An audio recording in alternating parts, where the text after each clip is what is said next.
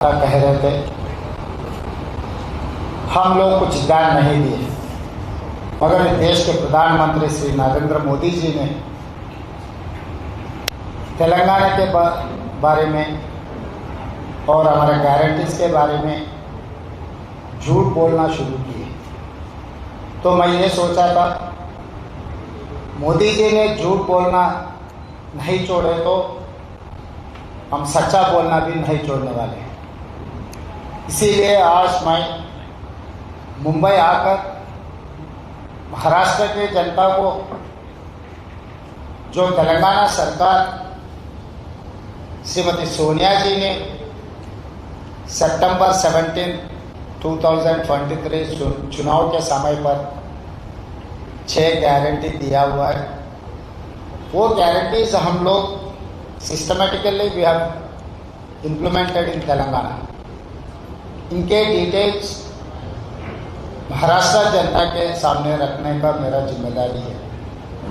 इसीलिए आज Mumbai Congress party office में हम लोग एक प्रेस कॉन्फ्रेंस के माध्यम से हिंदुस्तान में सबसे ज़्यादा फार्मर्स सुसाइड महाराष्ट्र में हो रहा है, उसके बाद तेलंगाना था। तो किसानों के कर्जा माफी के वजह से पिछले सरकार ने जो बात दिया हुआ है, पिछले सरकार ने जो धोखा दिया हुआ है किसानों को, वो केंद्र सरकार या राज्य सरकार किसानों के वेलफेयर में कुछ काम नहीं किए, मिनिमम सपोर्ट प्राइस नहीं दिया हुआ है और किसान के खिलाफ 3 काला कानून लागू करके मोदी जी ने किसानों को अमेज़न, अदानी, अंबानी को हवाला करने के लिए कोशिश कर रहा था। तो हम लोग ये सोचे, ये गारंटी दिए तेलंगाना जितने भी किसान लोग हैं 2 लाख कर्जा माफी करने वादा किया। 25 दिन में 22,22,67 किसानों को 17,869 crores, मतलब अराउंड 18,000 crores, 22.5 लाख किसानों को हम कर्जा माफी किए। किसी को डेटा अगर चाहे तो हर किसान का डेटा मैं दे सकता हूं। पिछले जब नरेंद्र मोदी जी ने उनके भाषण पे तेलंगाना किसानों के बारे में बात निकाले तो मैं पूरा उनको डिटेल जवाब लिखा था। उसके बाद मोदी जी ने उनके ट्विटर पे जो लगाया था वो ट्विटर, उनका जो ट्वीट था वो डिलीट करवा दिया। हमारा गारंटी सोनिया जी या गांधी परिवार ने कुछ गारंटी दिए तो कम वाट में पॉलिटिकल रिपरकेशंस कांग्रेस पार्टी, गांधी परिवार ने परवाह नहीं करते हुए हम लोग ये लागू किए। और दूसरी बात रहा तेलंगाना प्रदेश, सोनिया जी ने गारंटी दिया हुआ है तेलंगाना प्रदेश देने के लिए। 70 साल हमारा जो लड़ाई थे तेलंगाना प्रदेश के लिए, सोनिया जी गारंटी के वजह से तेलंगाना राज्य ने बनाया। और आगे बेरोजगारी, पिछले 10 साल बीआरएस सरकार ने जो बीजेपी के दोस्त उन लोग जो वादा किए, नौजवानों को धोखा दिया हुआ है। इसीलिए हम सरकार बनते 10 महीने में 50,000 सरकार नौकरी दिया हुआ है। गिने तो 1 घंटे को 8 नौकरी तेलंगाना सरकार ने बेरोजगार युवकों को सरकार नौकरी दिया हुआ है। कोई भी यहाँ पर पत्रकार या भारतीय जनता पार्टी या नहीं तो एकनाथ शिंदे जी के परिवार या नहीं तो अजित पवार के परिवार कोई भी तेलंगाना आए तो हम पूरा डिटेल्स उनको देंगे। 10 महीने में हम लोग 50,000 सरकार नौकरी दिया हुआ है तेलंगाना में।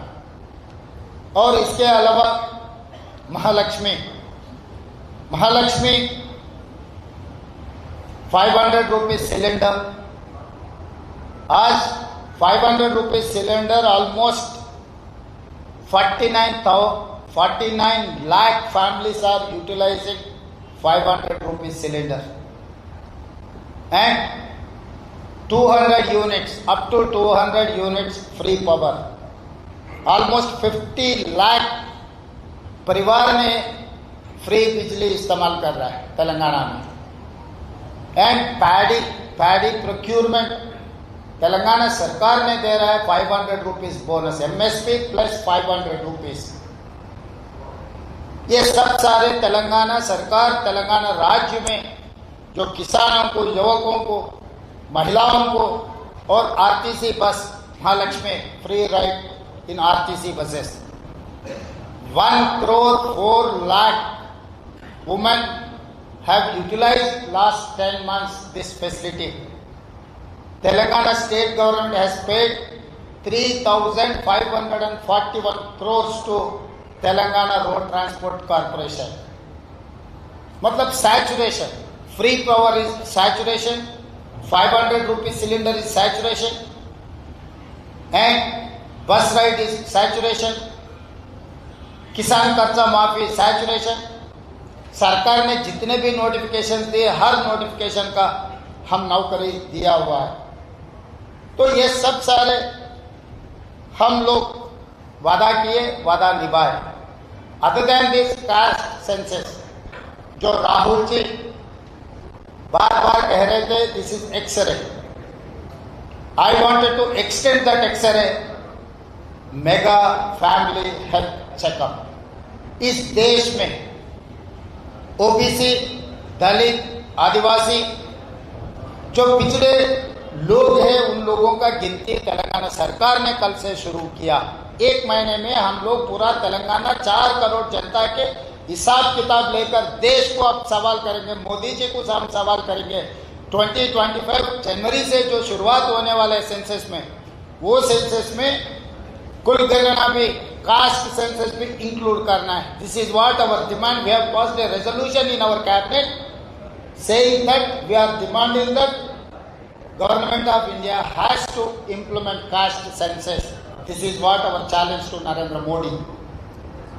जो राहुल जी ने बात दिया हुआ है इस देश को, इस जनता को, 140 करोड़ लोगों को, 140,000 करोड़ लोगों को जो बात दिया हुआ है, बात निभाने का काम कांग्रेस पार्टी के है. इसीलिए बीजेपी ने या मोदी जी खासकर महाराष्ट्र में बोलने के लिए उनका कोई सक्सेस स्टोरी नहीं है. इसीलिए उनका जब सक्सेस स्टोरी नहीं है तो दूसरों के ऊपर इल्जाम लगा के चुनाव जीतने के लिए मोदी जी का आदत है, वो ऐसा कोशिश करने का उनका आदत है. हम बचपन में पढ़ते थे किताबों में, महाराष्ट्र बोले तो छत्रपति शिवाजी महाराज, फूले जी, डॉक्टर बाबा साहेब आम्बेडकर, बाला साहेब ठाकरे जी, शरद पवार जी. अभी इतना तकलीफ हो गए, हम कुछ पढ़े थे, कुछ सुने थे, मगर आज कुछ देख रहा है. एकनाथ शिंदे जी, अजित पवार जी, ये वीरों का धरती है. ऐसे धरती में जो गुजरात के गुलाम बनकर एकनाथ शिंदे जी और अजित पवार जी ने सरकार चलाने के लिए, इस चुनाव जीतने के लिए जो कोशिश कर रहा है, झूठों पे झूठ बोलकर. इसीलिए आज मैं भारतीय जनता पार्टी को वो नाम से बुलाया तो ठीक नहीं है, भारतीय झूठा पार्टी. ये भारतीय झूठा पार्टी को महाराष्ट्र के जनता इस चुनाव में हराना है.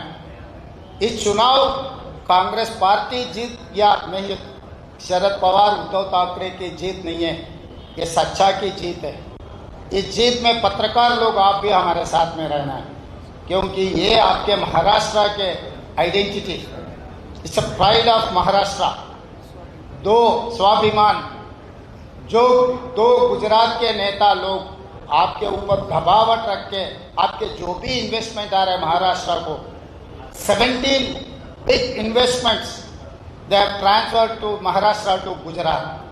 ये नुकसान आपका हो जा रहा है. इस देश में उत्तर प्रदेश सबसे ज़्यादा पॉपुलेशन है, politically number 1 is Uttar Pradesh, number 2 is Maharashtra.